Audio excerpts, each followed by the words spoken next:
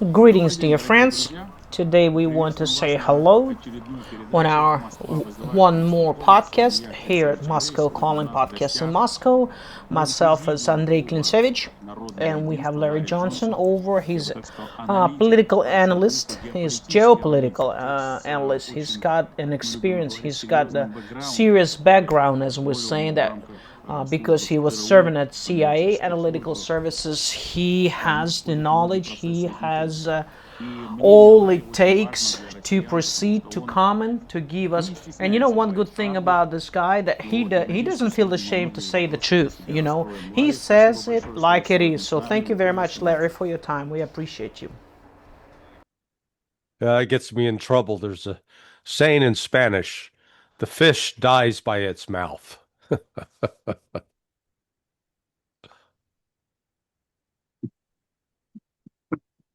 There's a lot of clouds, dark clouds over Iran. Friday in Oman, they plan to meet Americans with Iranians to discuss, to regulate a possible conflict.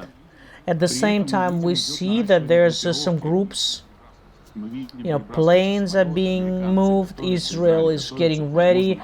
America is getting ready probably for the reply from Iran. So there's at least three countries are participating, and if Trump possibly tries to get world regulation, peace regulation to stop Iran nuclear independence and to show it to Russia, then Israeli is insisting on strikes. They don't believe in a peaceful resolution. Israel supports rocket hit and political exchange of the regime and supporting the demonstrations. Some people say that Iranians being lied to first, like it's been before. They had negotiations, then they had a strike. So what stage are we on? What it would be finished with? What's your thinking? If you would have asked me that 2 weeks ago, I would have said, I think there's definitely going to be a war, that the United States was going to attack Iran. But then I actually started looking at the uh, composition of the naval force, the so-called armada that has Trump has ordered to the Arabian Sea, and it's smaller than the naval force that was in the Red Sea last March, in that what was called Operation Rough Rider. Last March, Operation Rough Rider had a total at one point of two U.S. aircraft carriers, 4 to 5 destroyers. This was in the Red Sea, and to stop the Houthis from interfering with freedom of navigation, and to try to destroy the missile capability of the Houthis. Well, that failed. Trump ultimately pulled out, or ordered the ships out of the Red Sea. We declared victory and left, but the reality was the Houthis are still there. So my point is that two aircraft carriers, 4 to 5 destroyers, and the destroyers are important because they carry what are called vertical launch system cells in the deck of the ship. It's like a tube, like my cup, sits in the deck of the ship, and they load missiles into it. Those are the air defense missile. The purpose of those destroyers is to provide a screen or a shield for the aircraft carrier. That force couldn't defeat the Houthis. Now Trump put a force that's only one aircraft carrier, and instead of 5 destroyers, you got 3 destroyers, and they're off the coast of Iran. Well, unlike the Houthis, the Iranians have very sophisticated drones that are equivalent to what the U.S. calls the MQ-9 Reaper, a big drone that does surveillance as well as can attack targets. Iran has 18 different types of ballistic missiles. It has 4 to 5 different types of cruise missiles. It has at least 12 different varieties of drones. And some of these drones, they travel over 2,000 miles. So we're not talking something that's only 20 or 40 to 50 kilometers. We're talking something that has terrific range. Uh, then to add to that, the Iran has an air force, um, and Iran has, most importantly, um, I don't know if you remember the song that Ringo Starr wrote, "I get by with a little help with my friends." Well, Russia and China are friends of Iran, and in the aftermath of the 12-day war, have provided a significant support, material support, um, that Iran previously had rejected, but now they're providing that. In fact, I just saw Russia delivered a number of attack helicopters, brand new attack helicopters that are replacing the old helicopters that were supplied by the United States to Iran. So they've upgraded that. They've along the shores of the southern shore of Iran and into the Persian Gulf. Iran has put a number of missile sites that are well protected that they can destroy ships. So as a result of this, the United States ships are staying about 1,000 miles offshore. The problem with that is they were planning to attack Iran in part with Tomahawk cruise missiles. Well, those missiles only have a range of 1,000 miles. So just do the math. If you're 1,000 miles offshore and you're shooting a weapon that only goes 1,000 miles, you're not even going to penetrate to the interior of Iran. Um, so Iran has created a very formidable military force. And later, I think it's the first week of March, maybe the second week, Russia, China, and Iran will conduct joint naval military exercises there in the region of the Persian Gulf, the Arabian Sea. That is going to be another boost to Iran's security. Now, these exercises have been going on for at least the last 8 years, I think, as I recall. I think the first one was in 2019. But it just underscores that Iran's not alone in this. And Iran made it very clear to its neighbors and to the world that if it was attacked, it was going to attack and destroy all the U.S. military bases that are in the Persian Gulf and in Syria and in Iraq, as well as it would attack Israel. And all of that sort of caused Trump to hesitate because he realized he doesn't have he doesn't have the military force to take out the ballistic missiles that Iran has.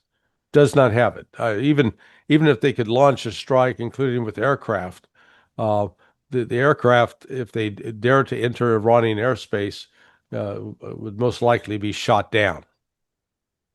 So Trump, the irony here is they have no open negotiations with Iran. Iran is willing to make a deal. Iran will agree, given the right conditions, to allow inspection of its nuclear facilities, just like what was envisioned under JCPOA, the Joint Comprehensive Agreement that Russia and China had supported back in 2015. I'm sure Iran's willing to be flexible on the issue of enriching uranium. They would, if they need higher enriched levels, they could get that from, say, Russia or China, get a commitment that way. The U.S. has also demanded, though, that they've got to get rid of their ballistic missiles and they have to end all support for groups like Hamas and Hezbollah. Iran will not do that. They've said no, no. It's a firm, a firm niet. Um, so if with these talks that'll be held on Friday in Oman, I believe, if if the United States accepts basically what is Iran's proposing, yeah, we'll let you back in. You can inspect and verify that we're not building a nuke, and we won't, and we'll put some limits on the enrichment of uranium.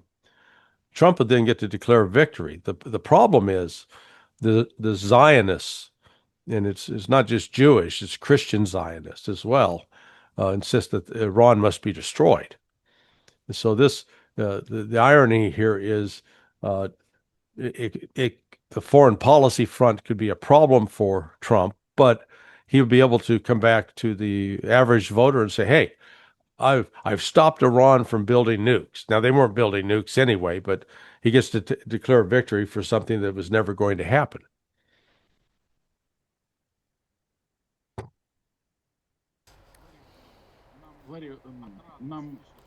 Larry, it's great to hear that in America they have a healthy mind outlook for the situation at the East, a potential as counting that you did for Iran, we also see that Iran made their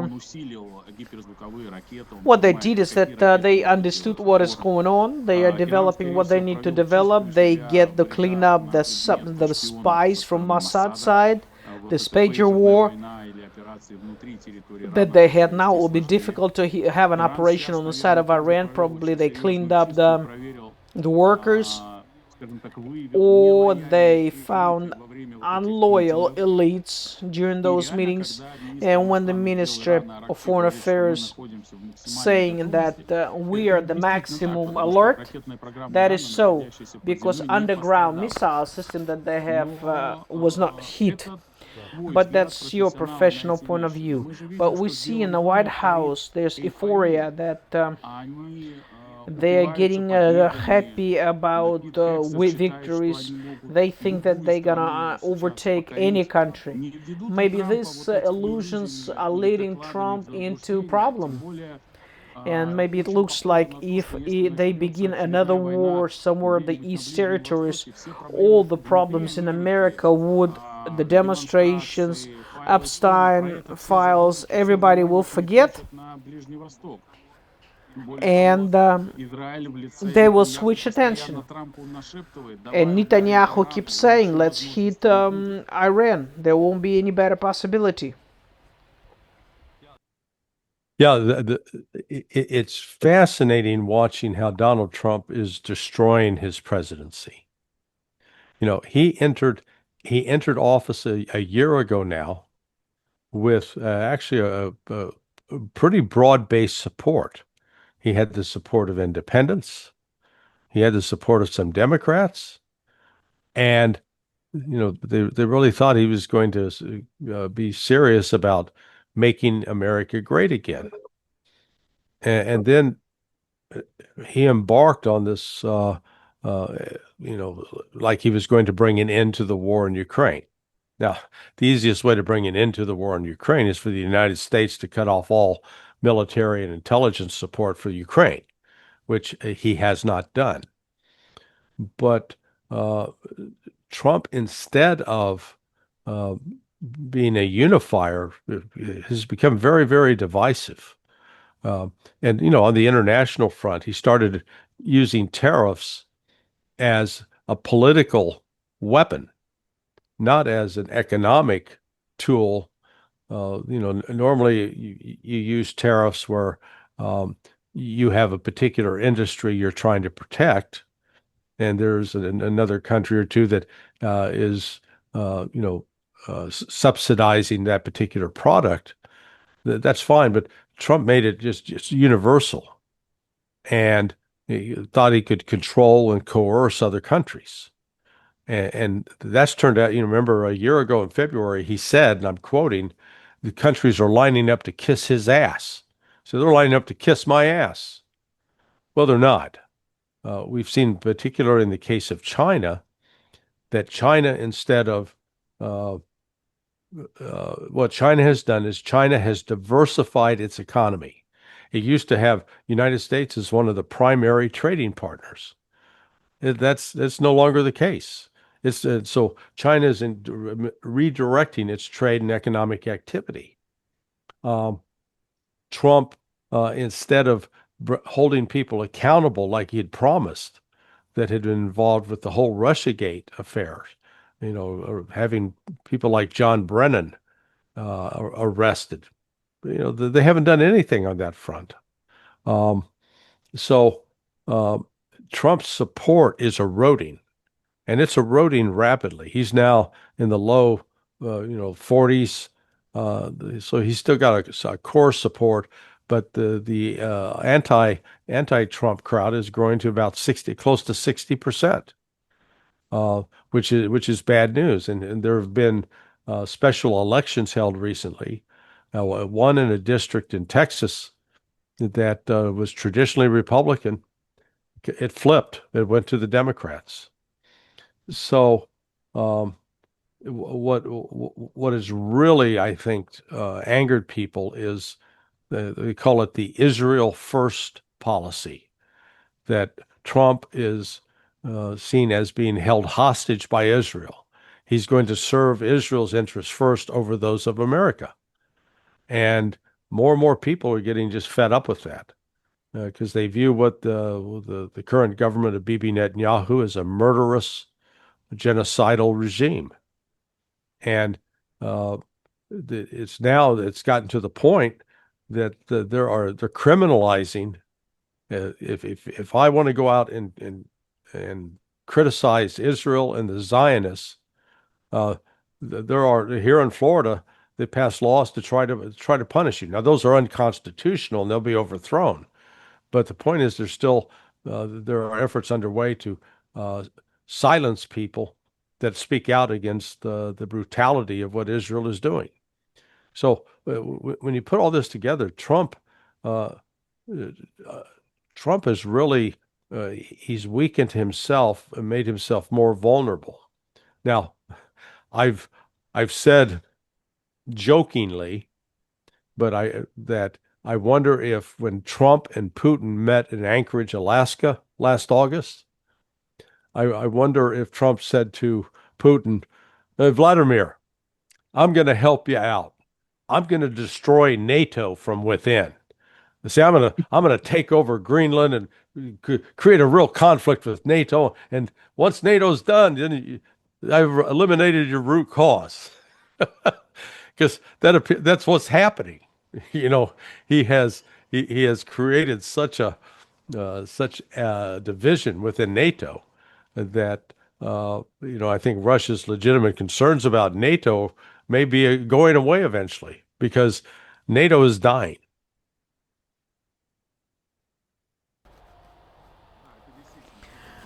Truly looks a bit comic, but NATO is still alive, is still holding.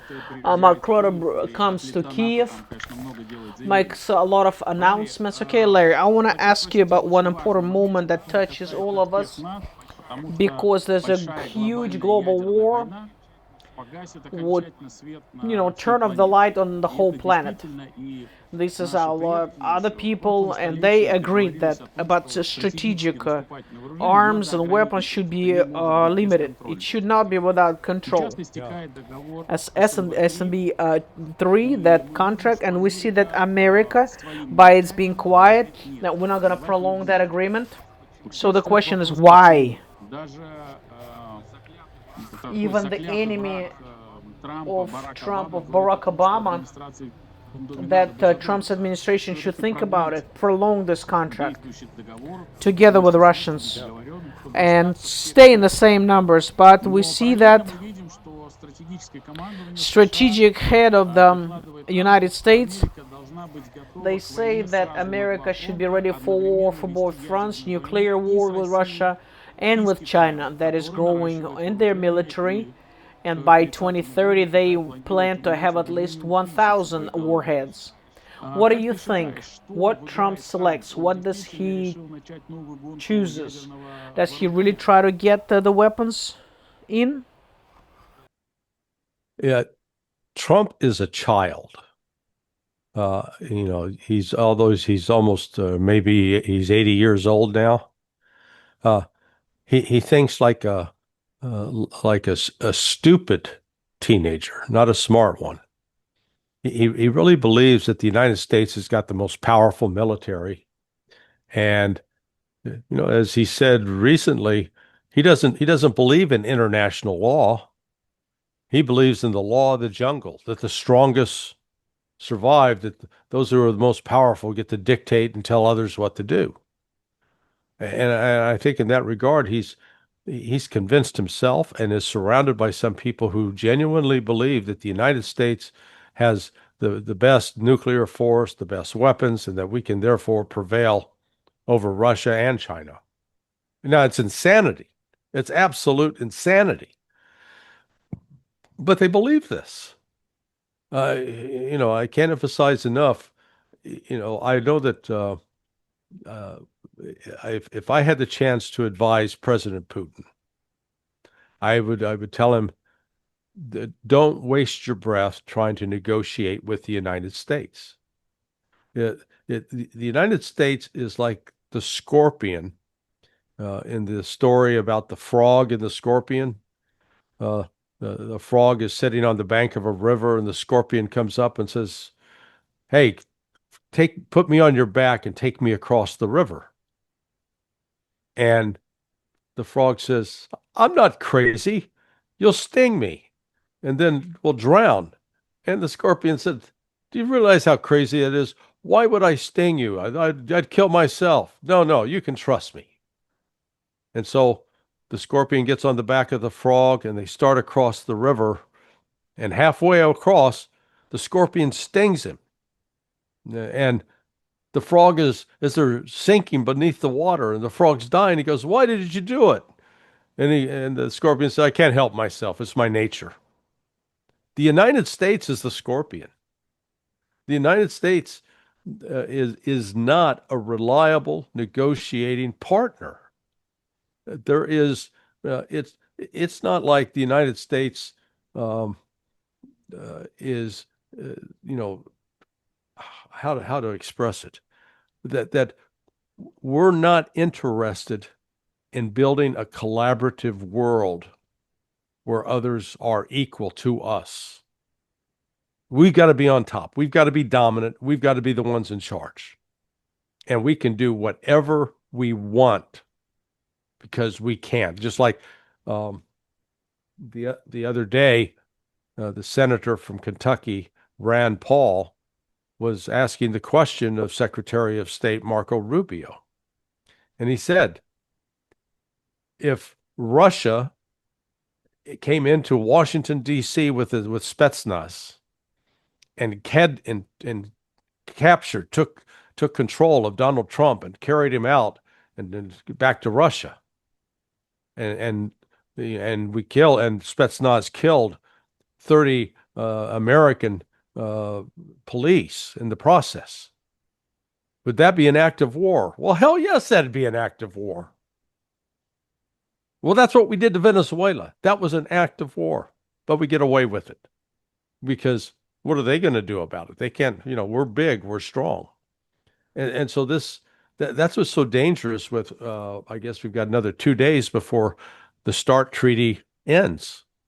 And again, it was a sign that Russia was willing to, hey, let's keep this alive. Let's talk about it. I mean, this goes back to what used to be called SALT, Strategic Arms Limitation Talks, SALT. That was in the 70s. That was during the height of the Soviet Union and the Cold War. And yet, the United States at the time had some adults in leadership that recognized we needed to talk with the Russians. We could not carry the risk of a nuclear war. But now, the people who actually suffered and remember the horrors of the Great Patriotic War, they're dead. They're gone. That's a distant memory. And despite the United States being in almost a continuous state of war with other countries, from Vietnam Iraq, Afghanistan, Syria, Somalia, Libya, Panama, now Venezuela. The United States has never suffered the kind of losses that Russia did during the Great Patriotic War. So therefore, we've never paid a price in blood. So that's why they can entertain the thought, we can maybe win a nuclear war because we're so big and so strong. It is, I agree with you, Andre. It is absolute insanity. But you know, we're actually governed right now in the United States by a man who is, I'm not sure he's in full possession of his mental faculties.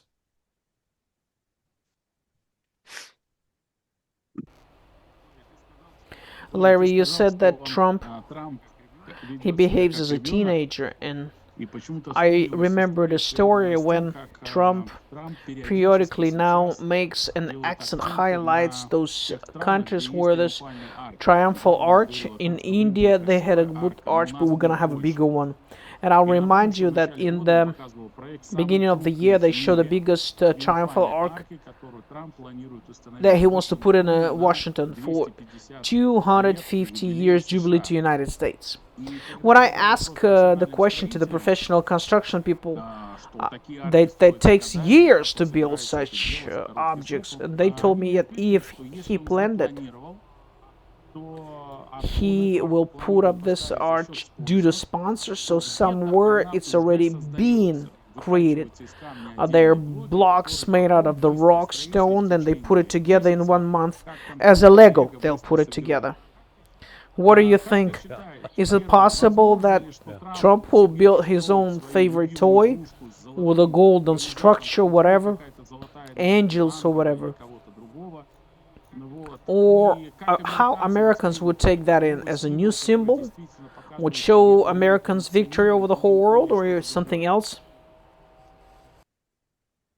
Uh, it would be, I'd call it an inorganic uh, object.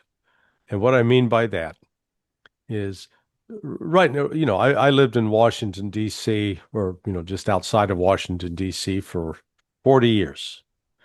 And D.C., it doesn't, the, what they call the mall, the area down in the center of Washington that has got the Potomac River, and then you have the Lincoln Memorial, and then in front of the Lincoln Memorial stretches out the mall that goes all the way to the Capitol.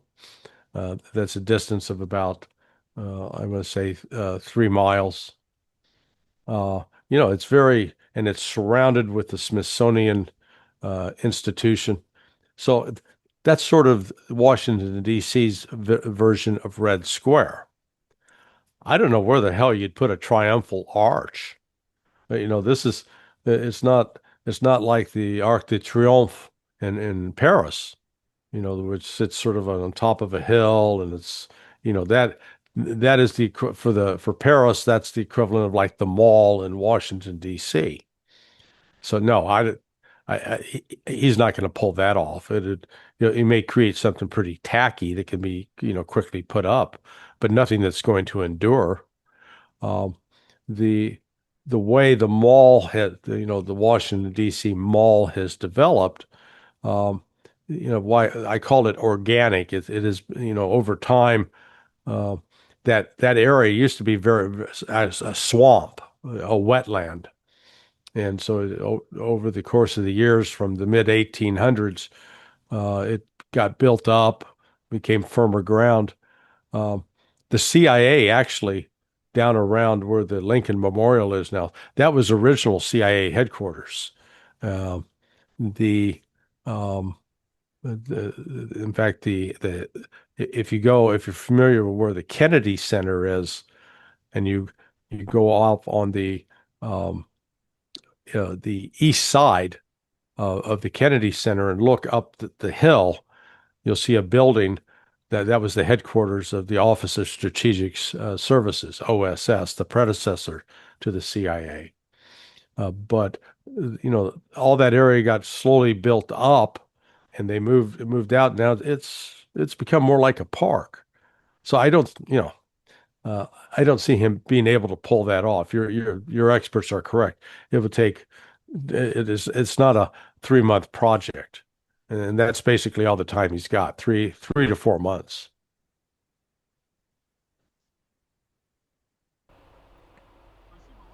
Thank you, Larry. Well, now we're gonna watch over this construction project and these events.